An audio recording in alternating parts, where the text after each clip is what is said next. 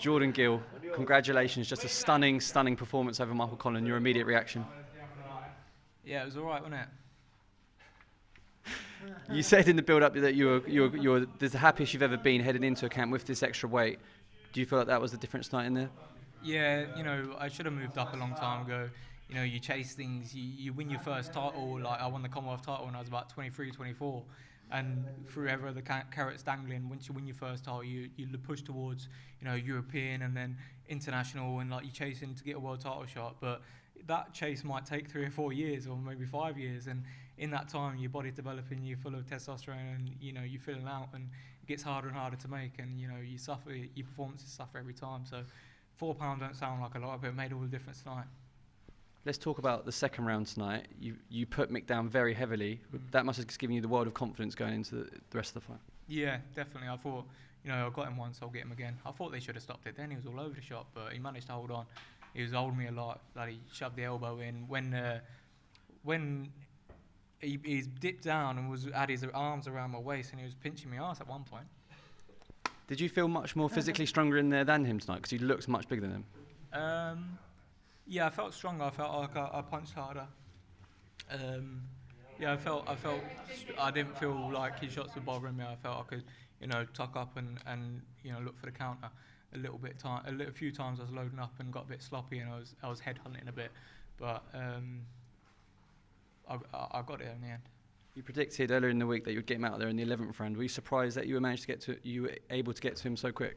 No, you know why I said the 11th? Because it was one less than Lee, and I didn't want Lee to feel too bad about me doing it earlier. So I thought, if I do it by 1 earlier, then he won't be as upset. But sorry, mate, I fucking done it by about 5, didn't I?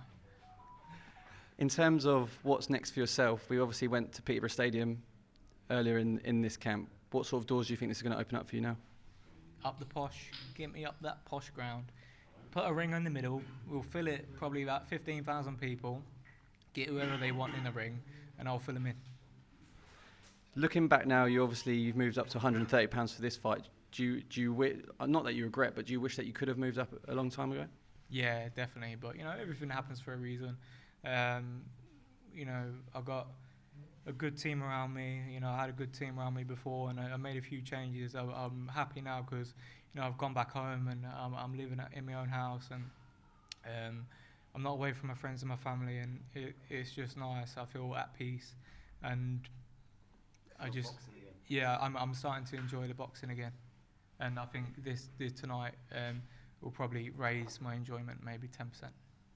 We spoke about the move back home in the build-up to this fight, but now you're sitting here as the winner, and you can think about that move that you've made to come back closer to home. How important is that for your life now and also for your career? Massively. A happy fighter is a dangerous fighter. And you tell me, did I look dangerous? Fucking dangerous. Thanks, Leo. Deadly. I can always count on you. Let's get some good questions going there. Let's ask him, I thought he was a non-puncher, and he fucking found him. That's 9 knockouts I've got now. Hey, Yes. he was a non-puncher, found him, didn't he? In terms of Michael Conlan, you have great respect for him. You said that in the ring afterwards, but where do you think he goes from here? He can, if he wants to drop down a level, he can. He's still a good boxer. He landed some good shots on me tonight. He's a great fighter. He's got half a city behind him, and he seems a nice bloke. So I'm sure he'll lick his wounds and come back. And if he wants to retire, look at what he's achieved. He's gone to Olympia. He's a 2-time Olympian. He's won no end of fights. He's boxed for 2 world titles. He can hold his head up high. I don't think he'll ever have to buy a pint in Belfast. So he's made plenty of money, and he can enjoy himself. So great respect to Mick. I'm not sure if he'd have won or whether he'd shown me the same respect, but we shook hands after the fight, and I wish him all the best. For me, before the fight, I said I don't feel any way about Michael. I said that to you. I said I don't feel any negative about him. I don't feel any positive about him. He is what he is. I said he seems a nice enough fella, but he's a little bit arrogant, and his arrogance cost him tonight. His ignorance, his 2 losses. I don't think he understood why he got beat. We analysed the fights, we understood his failings, and we took advantage of him. And his ignorance cost him in the way that he didn't adapt from them losses. He obviously made that move to go out to America, a big one. but were you surprised by what you saw from him in there tonight? It didn't look too different to what we've seen in the past. Nah, I mean, he's 32 years old.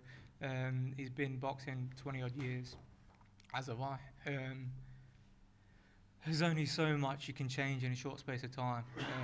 And, you know, everything that I did tonight, I've been capable of for a long time. You know, I've worked with good coaches, you know, and I just had to put it all together tonight, and I did.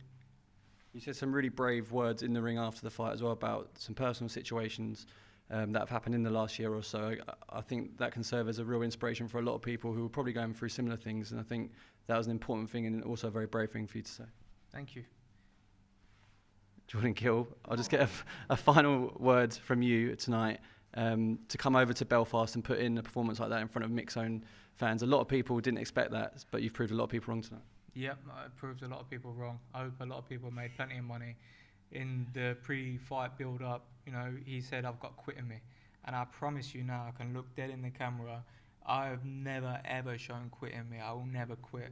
I've got the balls of steel. I've come to the Lions Den. I've come to Belfast. My small team, we didn't have an entourage. You know, we had my dad and Barry in the corner, and then Sheldon come today to do my cuts and iron my face out. And, you know, we come to the Lions Den. We proved everyone wrong.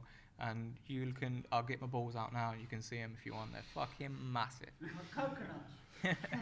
Jordan Gill, congratulations, and we'll see you very soon. Yeah, thank you.